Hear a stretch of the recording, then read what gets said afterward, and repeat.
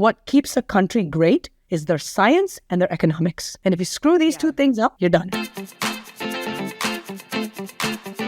Welcome to the Tara Palmeri Show. What if Elon Musk's Doge chainsaw slashed the cure for cancer? Chainsaw! The United States university system is the gold standard for medical and scientific research. Most of these medical breakthroughs are funded with government dollars because, let's face it, the pharmaceutical companies, they profit from us being sick. The money's in the treatment for them, not the cure. I believe we're covered. It's still $500. Let's go! Dynadash! But to get to the point where we can actually use these medical advancements, it takes years and years of research, development, and experiments. But what if research is cut right before we're about to find the cure? It's not just some fancy pants researcher with a pipe and a bow tie who's not getting enough mice. That's vascular surgeon Dr. Anahita Dua, whose funding to advance blood thinner research at Harvard University was cut by Doge. Musk indiscriminately ordered the National Institute of Health to cut $2.6 billion in contracts from their $47 billion budget. What they care about is this perception that they have that the liberal elite hurt them. Now that they are in power, they're going to get you back. Dr. Dua explains it all here. Dr. Dua, thanks so much for joining the show. As we know, President Trump removed 1,500 NIH-funded studies on topics that he deems problematic, like COVID-19 grant research at universities like Harvard, and you were impacted by that. Can you explain to our listeners how the cuts have hit you personally and your work at Harvard? Yes, absolutely. Thank you for asking that. It's actually quite sad. There are really two areas that have been impacted from a personal standpoint, and of course, a lot of colleagues of mine. The first one is quite simply the money. You know, the NIH already was problematic in terms of funding. In fact, the amount of money per grant that's been given out has not changed in the amount for over 25 years. So already we're behind the times and in terms of inflation and things of that nature. Because, you know, if I'm in a lab and I need to buy reagents or I need to, hire staff, all those costs have gone up. But the amount of money the NIH was giving even prior to Trump was already low. So the way that the NIH works is there's a budget that, is given forward by Congress, and then the different sections of the NIH get a certain amount of money. So when you just cut that, obviously fewer grants are now going to be funded, and that makes it more challenging for research to continue. And the problem is that when you have a situation where you're trying to do good science, there is no way that that's going to take place in 1 to 5 years. Good science takes decades sometimes. So you need to keep reapplying to the NIH to keep getting funded. And now with the sudden cuts, a lot of people that are like deep into their research, myself included, cannot go to the next level because we're not able to get the funding necessary to keep things going. Now, what do I mean by keep things going? Well, that's the secondary part of the question. How else have we been affected? The second big piece is all of these labs have people in them, human beings that are employed who, collect the blood samples, in my lab's case at least, work with the mice or whatever needs to get done. And they're also part of the writing and dissemination of the research that we do. And a lot of these people, some are from foreign countries sometimes, and they come in with these, J-1 visas, and then ultimately they sometimes join our own workforce. Because of the sudden stoppage of the visas also to Harvard, all the appointments to get a visa have been put on hold, which means that these labs, even if they have the money from the NIH, we don't have the bodies to do the work that we need to do to get things forward. So it's not just the fact that we don't have money. It's also what can this money buy and what can it do because we don't have the people there. What were you working on that was halted? Thank you for asking that. So I have something very close to my heart. So I'm a vascular surgeon. The vascular surgeon is somebody who works on blood vessels, basically. My special niche in vascular surgery is my job is keeping people's legs attached to their bodies, which you would be surprised is a pretty difficult thing to do in this day and age because so many people have diabetes. So basically, let's pretend, Tara, that you, God forbid, but you, your mom, and your grandpa got into a car accident, okay? And all of you hurt your legs. And I take you to the hospital and I do surgery on you and I get blood flowing in your leg, blood flowing in your mom's leg, blood flowing in your grandpa's leg. But I do different surgeries to get you guys that blood flow. Now, I have to maintain that blood flow. There's no point if I do a surgery on you and it just clots off after the procedure. I've not done anything. So the mainstay of keeping blood flowing is blood thinners. But right now, in this day and age, everybody, so all three of you in this example, would get the same one-size-fits-all blood thinners, which may work great for you, but for your mom, might not be enough, and she would clot off and get an amputation. And for your grandpa, it might be too much, and he gets a bleed in his brain. So personalizing blood thinner, the way we've personalized cancer therapy, is really a multi-billion-dollar thing and would save a lot of lives. And that is what my lab works on. So we've spent now 7 years working to identify what the special clotting points are in a person's body, and then we can dose your blood thinner correctly so you don't bleed and you don't clot. We call it the Goldilocks solution because you're just right. And this has already had about $1 million of investment in terms of funding, and we've made a lot out of that $1 million. We've identified the specific points. We've implemented it. So actually 107 patients we've already done this on, and the rate of clotting used to be 20%, so 1 in 5 people, and it's dropped to less than 4% doing this, which is a revolution. And now, just last month, we started what we call randomized control trial, where we compare this algorithm to what we're currently doing, the standard of care, to prove that this works. And that is the research that we needed funding for, that was badly hit, unfortunately. And not only do we not have the funding, but also the 2 students that were meant to come from abroad, who were having their visas set up to come, who were already hired, both now cannot come. Because and they're not from countries that he banned. It's just the visa appointments don't exist because of Harvard's situation. How long will this delay a product like that getting on the market or being able to be used by mass people? Oh, it's hard to tell, but years at the minimum. Because again, science is slow. Like, I can't just go around changing people's blood thinners without being sure that I'm doing the right thing for them. So, in order to prove that you're doing the right thing, we already have in place thorough, rigorous science and a way of doing science that the whole community accepts, that we've been doing for years, by the way. And that will take about 1 year to 2 years to even collect the data, then analyze the data, and then follow up the patients long term. And so by not having what's going on today transpire, we're going to be affecting what's happening 5 years from now. See, this actually is kind of a personal story for me as well. Yeah. So my dad, he was really impacted by blood thinners that didn't really work. He ended up getting a stroke from a clot after getting a hip replacement. And they found that he had congenital heart defect. There was a little hole in his heart. Yep. So one of the clots, after he had the hip replacement, went through his heart and up to his head. And it didn't just happen once. He got 2 strokes from it in a row. And the doctor said, you're going to be on blood thinners for the rest of your life. And so we ended up finding a great doctor who put a stent in his heart. He was the guy who created that. So I think my father's still on blood thinners. He ended up getting ulcerative colitis, which I think is also related to being on blood thinners as well. But, this is a topic that we've been talking about for a long time. My dad would say, I'll be on blood thinners for the rest of my life. But yeah, we've been personally impacted by it. Ourselves. Massive. I wonder what my dad would think to hear this, because he is so very MAGA. If he knew that Trump was in some way hurting a cure to the thing that might keep him alive for longer. I'd love to talk to him about. I think that you kind of hit it on the head, right? Politics is local. That's been said before, and right. People vote based on their feelings and based on what impacts them. It's interesting with your dad. So the hip replacement. We know that when people do orthopedic surgery like the hip replacement, that they can bleed. So orthopedic surgeons, who are the ones that do the bone stuff, those guys are scared of blood thinners. They don't want to give people blood thinners because they worry that people will bleed into the brain or bleed into the hip or whatever, procedure that your dad had. On the other hand, though, it is well established. In fact, people who have hip replacements or knee replacements have the highest rate of developing the blood clot that your dad had that traveled. The highest. Right.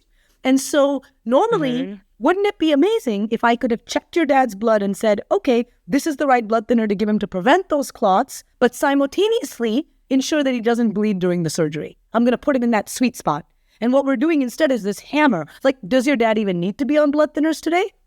Who knows? We're doing it because of some prevention. We don't know. And that's what, I have no idea. I would love, your dad is most welcome. I'd love to speak to him about it. But, even what you said about the guy who developed the thing the screen essentially that blocks the hole in the heart, right. That was all done, I'm taking it endovascularly, as in like without a big cut on the chest and without a big, that's a revolution. Right, yeah. It was a like in and out kind of thing. Yeah. Revolution, all funded with NIH dollars that create the science that then industry takes, and therein lies the beauty of the United States. America is unique and amazing because America does this. We don't vilify businesses. We don't vilify success. We say, go, take this science that the NIH has put out, X industry, and go and create this incredible thing that can go in your dad in that normally, by the way, like 50 years ago would have required him to have open heart surgery. And that's what's actually being affected. And so it's not just some fancy pants researcher with a pipe and a bow tie who's not getting enough mice. That's not what's going on. It's 2025. What's happening is people like me who are trying to solve big problems that are affecting millions of people are being drastically affected. And you know what? At the end of the day, the PhDs, okay, so I'm a surgeon, so I operate. But the PhDs who dedicated their lives to this, who work in academics, that the industry is calling them, hey guys, come on over to us. We'll pay you to work on this drug or that drug. And all these great minds who were, it's already hard enough to get funding. It's already hard enough to get your lab open. Now they're being vilified by all this and the cuts. You're going to lose them. And that's going to put us so far behind scientifically. And if you don't care about anything, then at the bare minimum care about the fact that other countries like, the entire European Union, China, are launching ahead scientifically. And the fact of the matter is that in this world order, what keeps a country great is their science and their economics. And if you screw these two things up, you're done. So here's my question. Why do you think Doge targeted your specific study? No, I don't think that they targeted my study. So our grant was not cut. Like it wasn't that's not what happened. It was for my specific thing, what happened is the overall amount of money that is going to be going to the NIH has decreased. So what that means is the pay line at which somebody gets funded changes. So I'll just explain this because this is confusing and this is important for people to get. Otherwise, you can't get you don't get the who cares part. So basically what happens is, let's pretend I give you $100, okay? So I'm Congress, I'm giving you $100, you're the NIH. You decide that $20 is going to go to this specific thing, the National Institute of Aging. And then you say with this $20, you're going to get 10 applications for really good science, but you can only fund one of them because they cost $20. And so you're going to look at everything and you're going to say, okay, wonderful, I'm going to pick this one. But if I give you $40, then you can do 2, right? And so the whole idea here is that what happened is with the cutting of the money, the level at which the science had to meet and the number of grants that could be funded drastically changed. And so now, even if your grant is great and you get a wonderful score, you're still not going to make that number that you need to make to get the funding. And so it's kind of been indiscriminate in what you're saying. It's just that there's less money, so everybody gets less money. Yes. But are there any projects that they've specifically cut? Yes. They cut projects that were associated with HIV, vaccines, LGBTQ science, and there was this nonsense going around that grants that said the word female, that would be not acceptable. This is just, you can't, that's like saying I'm going to cut a grant that has the word the in it. What do you want us to say? We are half the population. Yeah, right. More in some studies. It's just so that's problematic for. But and we actually regenerate the earth, right? And isn't that what they want? You think Elon would be the declining population, right? Yes, yes. Just saying. Yeah. Just saying. I think that the issue is that it's not about the money and the grants and about, I think ultimately what's going on, this is my opinion, is that there is a stick it to the man mentality in this administration. This administration they don't care in the deep sense about the science behind vaccines or the science behind COVID or, whether or not the NIH is funding wrong grants and wrong science. They don't care about that. What they care about is this perception that they have that the liberal elite hurt them during the COVID years. And now that they are in power, they're going to get you back. And it's the ultimate, cut your nose to spite your face, because all of these older people are going to be on blood thinner someday, and it's going to suck for them to be on stuff that might hurt them, might kill them. And I just go back to my example, because basically what they're not seeing is it's not like a one-to-one reaction. It's not like I take away $10 from you so that you cannot buy Cheetos. It doesn't work like that. The unintended consequences are so extreme, and they need intelligent people at the helm that can decipher these things. But what they're trying to do is, in a very quick fashion, violently disrupt an ecosystem that is quite fragile to begin with, that's going to take years to rebuild. And I think that's why arguing with them by saying, hey, you're hurting important science is not the right argument, because that's not what they're actually fighting. What they want to hear is, you guys lost and we won, and now we're going to show you that. I do want to talk about COVID, though. Sure. It has politicized science, and Yes. understandably so. I mean, people were annoyed to learn that, they were told to wear masks outside, and it turns out doesn't really matter. They couldn't even go to the beach. They couldn't go out. They were stuck in their homes. People became depressed. They lost their jobs. Children didn't go to school. Kids probably should have gone to school. There was a lot of misdirection, misinformation out there, and it came from the administration, frankly, under President Trump, who was responsible for what Anthony Fauci was prescribing in those early stages. Maybe they didn't quite understand the virus well enough. Maybe they were being overly cautious. But certainly when you see Anthony Fauci out and about and not following his own rules, I understand the anger and the resentment, and often it hurts like the lower class of people who don't have these elite jobs where they can type away on their computers in their remote locations, in their bunkers or wherever they are. So I understand that. And I also, the other thing is, I saw that the NIH staff walked out on the director who came to town, Jay Bhattacharya, when he said, you know what, it's possible that the COVID-19 pandemic was caused by research conducted by human beings that the NIH may have partially funded. And, I saw that in a PBS documentary. It makes more sense to me than a lab in Wuhan. I mean, it really does. This virus came from this location where they were creating a coronavirus. How does that, common sense just says, but then yet the entire staff just walks out. So I can understand the other point of view. It's like, why won't you consider that? I know it's politicized because Trump is pushing this position, but as a doctor, you have to understand too, some things are just common sense, and there's a reason for a reaction in some ways. Now the reaction is obviously extreme, but what do you think about the NIH team just walking out on him for saying that? Well, I think that's totally disrespectful and not acceptable. He's the director of the NIH. You got to respect him. And what are you doing by walking out? You know what? I agree 100% with what you just said. And I'll tell you why. So yes, we didn't know what was going on in the beginning. That is true. We really were not sure how it was transmitted. We weren't sure what the impact would be. We weren't sure about a lot of things. And we tried on all kinds of stuff, literally and figuratively, literally in terms of the masks. I completely agree with you. In hindsight, kids absolutely should have gone to school. Should the economy have shut down the way that it did? We're still dealing with that. We're still. I told you I'm in New Orleans right now for our vascular surgery conference. You should see. The economy clearly has not bounced back, and that sucks, and that's hurt people. And there's more than one way to die. You can die from a respiratory virus, but you can also die if you can't feed your family and you can't make your rent.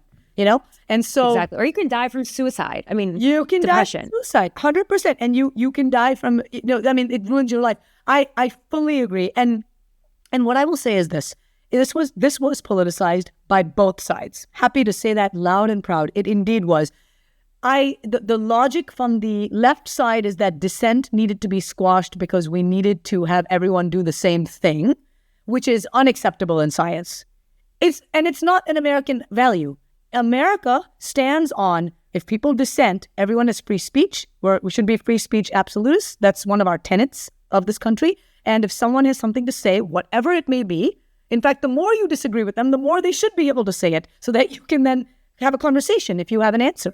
And an answer could be, look, I'm not sure if the masks work or not, but they may, and it's a small inconvenience to pay for potentially protecting grandma. We know that, the respiratory side of things does make a difference. And so if we have everyone in masks all the time, that would be good. But then the argument on the other side was, well, we have flu every year and flu kills a lot of people. So should we just be wearing masks all the time? And it was a back and forth. And at the end of the day, you don't have to come up with this is the answer. You can just have that conversation and everyone walks away with a piece to think about.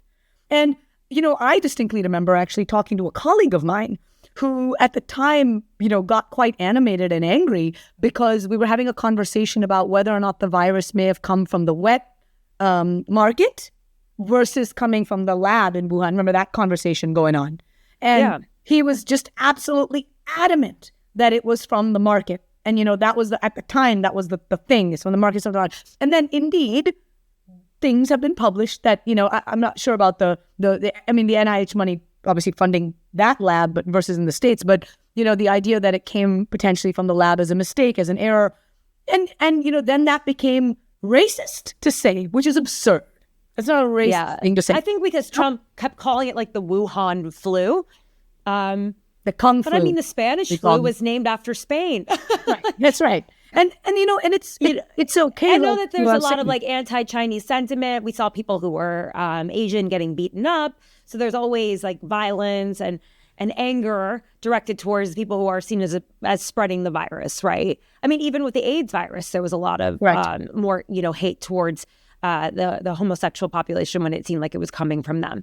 And it's a horrible thing. And everything seems to get politicized. But I feel like we're at an apex right now. Yes. And you know what? Lesson learned.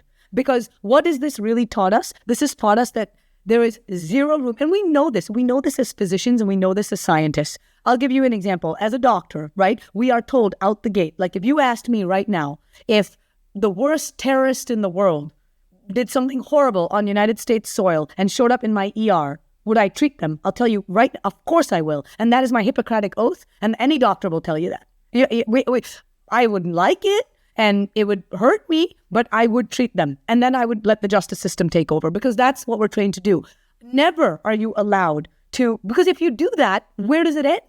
Where does it end? If I have a patient that comes in to see me who is a different, political sentiment than me, am I not allowed to treat, if they call me a bad name, can I not treat them? Like, what's the extreme of that? And so the answer is just it stays out. But it didn't in this case. And then I think what happened is it degraded a bit of trust in the academic medical community because the community was started to be seen as politicized themselves. And then other things started to happen, for example, with the trans community, where people then moved this COVID ideology over and said, oh, you're also having these thoughts because you are leftist and you believe these sorts of things. So no matter the science, you're now going to believe this. And that, again, degraded some of the trust. And then now that's rolled over back to the vaccines, where people are like, okay, if we can't believe you on these two things, then we don't believe you on this either, And you have to be a reliable messenger.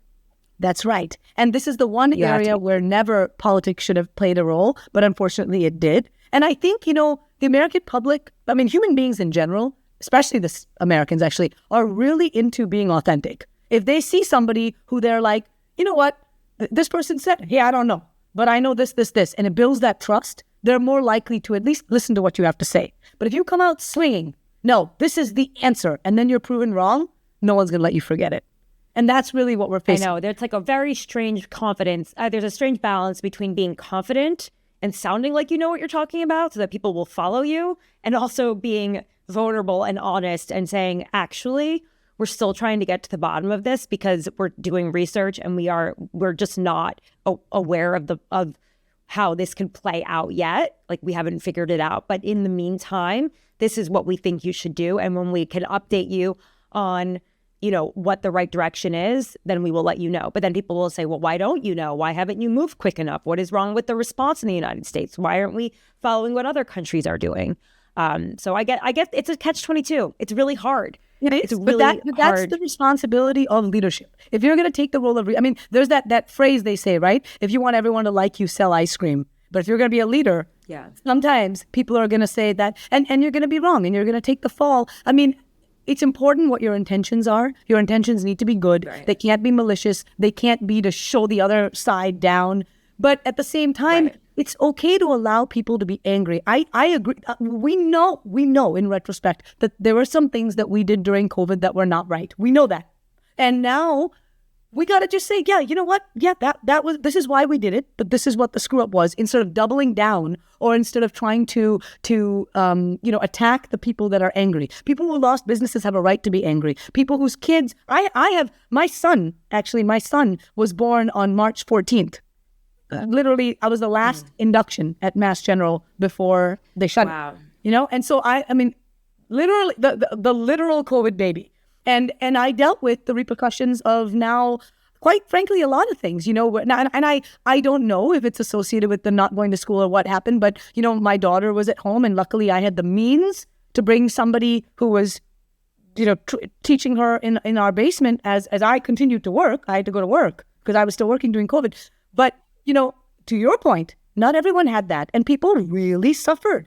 And I lost a job during that time. Yeah, I had a hard time. Like, I finished a job that wasn't wasn't supposed to be a full-time thing, and I was going to move on to a full-time job that was rescinded from there. And so I knew what it was like for many months to be like, I have no money coming in. I also broke my elbow like right when it happened in April or March, and I went to the urgent care because I couldn't go to a hospital because hospitals were only for people with COVID. Yes. And they said, we're going to set it, but you're probably going to have to get it rebroken because it's the break is too... we can't set it properly. Like, you need to, so, and you can't see a specialist right now. You can't go to the hospital. So just heal it and then we'll re-break it. Luckily, it healed. It healed properly. So that's great. But I do want to get your thoughts on RFK Jr.'s removing the COVID vaccination recommendations for healthy women and children. He's saying that other countries aren't making this recommendation anymore. And obviously, this impacts how our insurance providers decide whether to cover it or not. What do you think about that? I think that's one of those things that we really have to let the doctor and the patient make that decision. There are absolutely some vaccinations, for example, the shingles vaccine, okay, that is recommended for people over the age of 65, or if you have like immunocompromised situations or things of that nature. But the difference is shingles is not contagious. Chickenpox is, but shingles is not. And so in this particular case with COVID, this is a contagious disease. And you can potentially go around spreading it just like the flu. So to me, the COVID vaccine and the flu kind of guidelines would be the most similar. So it's hard to take the problem with RFK is the same problem that I was mentioning the medical community is sort of dealing with a little bit now, which is the distrust. So much stuff has come that I don't know if that is right or wrong. But my hunch is to say it'll be wrong because of the fact that I know there might be ulterior motives. The messenger, which, is crazy because that's the head of the HHS. I mean, I would hope that he would be making recommendations that are, it's a pretty terrible thing to do to hurt pregnant women and children. And, do we know if you get COVID and you're pregnant, does it cause preterm labor? I don't know. You know what I can tell you? I'll tell you this because I know this fact. If you get COVID, your chances of getting a blood clot increase significantly. Tell you that. Wow. In fact, we did a lot of publications and whatnot about that at the time. And we know that. We saw patients that were getting clots all over the place. And it makes sense because it's an inflammatory reaction. And inflammation causes your blood to basically become thicker and you cause clots. So we know that. So pregnancy also increases your risk of blood clots. So if a pregnant woman got COVID, that would really suck. So is it the right move to ensure that they don't get it? Yes. And so that's the point. Like, and that's why I want to live by the words I just told you. I am going to sit here and say, I don't know. I'd love to come out swinging and say, oh, no, it should be for women, but I don't know the answer to that. But because it's the messenger RFK, I question what he's saying. And because I have this medical knowledge about blood clots, I'm like, I don't know if that makes sense. But again, I don't know. Okay. Yeah. You just have to make your best. Every doctor at the end of the day is looking at data and making their best recommendation based on what they can see, right? It's always a risk. And that's a conversation. No one is infallible. That's right. And some are worse than others. Amen. And some like have any job. That's yeah, right. exactly. And some have ulterior motives. I do want to ask you one last thing, though. Unfortunately, Yes. we're gonna have to wrap it up. But I'm sorry that your funding has been impacted. Also, obviously relevant even to my family. I'm sure it's relevant to so many out there. But the funding for NIH has increased substantially ever since COVID. I mean, I think they had increase of $40 billion to their funding in 2020. So I was just sort of wondering, is this sort of like offsetting what was a rapid increase, or do you think that was justified? It was spent because of the nature of what they were dealing with, and that the increase needs to continue, or at least they need to stay at the same level. Honestly, I'll take that question a step back. And I actually think that in order to make any decision, even if you go to the store right now and you're deciding what new bed to buy, you need data, right? You need to know, like, if I go to this store and this price is here, and I go to that store, this price is that, and this bread is sturdy, and this is what I need. And the problem here is we don't have the right data to be able to answer the question that you just said. What I mean by that is, I told you earlier in the program that, the amount of money that has come with the NIH has not really increased. What comes to the person who's actually getting the money to spend it on the research has not really increased for 25 years. So then there's a sudden increase like this, which could just be, enough to get over inflation, if even that. We don't know. Lab space has increased. The amount of what we call overhead costs, as in, when you give me $100, the university takes 50%, 60%. So out of that $100, I only get $40 to actually spend on whatever I'm doing. That number, that what we call indirect costs, have increased. So when this budget just goes out, we also know that there's more administrators. There are more buildings. Literal rent of the NIH area has gone up. So where's that money actually going? Is it coming to me? There's 1 million people between me and the money. And so we need to know all that to know, has this genuinely impacted anything, or are things worse or better? All we know is this, though. The more you cut the budget, everything simultaneously gets impacted. Now, if you were to simultaneously cut the budget, but also reduce administrative costs by, X percent, then mathematically you could say overall more money is going to the researchers. And then you need to have metrics that actually show, hey, I spent X billion dollars on the NIH, and this is what we got out of it in the last, X amount of years. And that stuff has... Are you seeing that? And I'm sorry, say that again, I'm sorry. Are you seeing that, those metrics? No, we're not seeing the metrics because no one's collecting them. We know overall that your life today and your health today is better than 100 years ago. I can tell you that. But what I can't tell you is all these new diseases that we're discovering. I mean, in my lifetime, we did the Genome Project. In my lifetime. So we just figured out the genetic code. Now with that is going to come a whole explosion of new data, new science, new stuff to do genetic engineering, for example, to help babies that may have a genetic problem, or new cancers that are coming out as people are living longer that we're trying to do new things for. So there's going to be an increased cost with these new things. Back in the day, we would only have 2 specialties that you could go into. You could become a surgeon, or you could become a medicine doctor. Nowadays, there's like 1 billion specialties you can go into. And with that has come different training programs and so you can imagine all the new science that also needs funding to move forward. We can't do what we were doing in the 1950s, or we will go back to the 1950s. And that's bad news bears. So I think overall, the administration's job, if they want to do anything, if you want action, I want action too. I love it. What they need to do is they need to sit back and say, get the right people into this room. We want to put those metrics down. Bureaucracy is bad. I agree with Elon Musk. Bureaucracy is bad. Progress is not measured in process. It's measured in outcome. Tell us what the right outcomes are, and then go back and figure out if we're not meeting those metrics, why we're not meeting those metrics, and then we can start the science. But going with a machete to the NIH and cutting programs that you have no understanding of, that's going to have major impact 50 years from now, is absolutely not the move. Better off to not do anything at all. What will be the biggest impact on our health thanks to these cuts?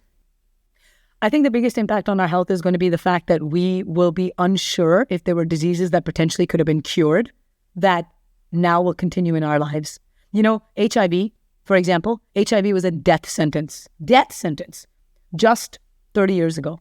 Today, one pill, and you're like undetectable per day. Incredible. And someday it's going to be a cure. But you cut like this, we may never get to that cure. And you know what? Today, you and me, if we needed to, we can get that one pill. What about all those children in Africa who have HIV, who are born? What about them? And we are the United States. You want to sit around and say that we're the world leader? Well, you're not the world leader just because you have a bunch of tanks. You're the world leader because people believe in democratic values and believe in the fact that you represent, what the Statue of Liberty represents, like the greatness. And that only comes with things like this. The reason that countries like Africa actually are turning more towards China is because I think somebody said it really nicely once. It was a guy in Africa, I believe, who was talking to someone from the United States. And the guy from the US asked him, hey, why are you guys, listening so much to China and working so much with China? And he said something like, well, when we ask China for help, they build us a hospital. When we ask the United States for help, they give us a lecture. And it was interesting because it was the opposite historically. We were the ones coming to save the day, but we can only save the day if we have the science and the economy to be able to do that. And I'm not saying that our whole lives are about saving people in Africa. I'm saying our lives are about humanity in general. That is an American ideal.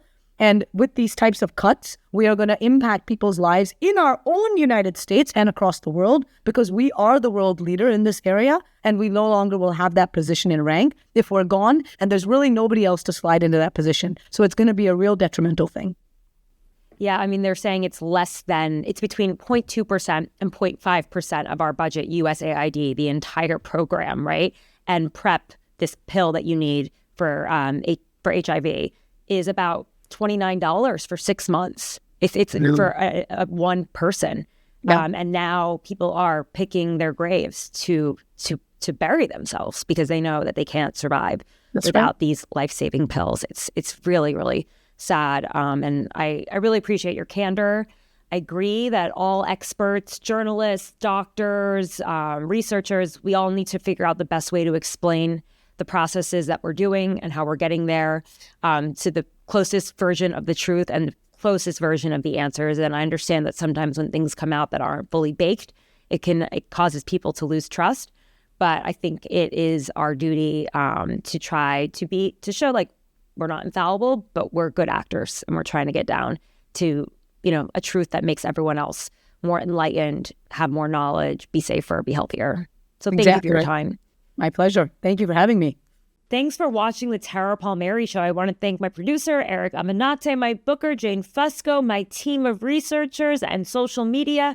That's Abby Baker, Luke Radel, and Sarah Carney. I'll be back again this week, but you can always find my reporting by going to tarapalmeri.com. That's TARAPALMERI.com and signing up for my newsletter, The Red Letter, where you will get my exclusive reporting straight to your inbox. See you again soon.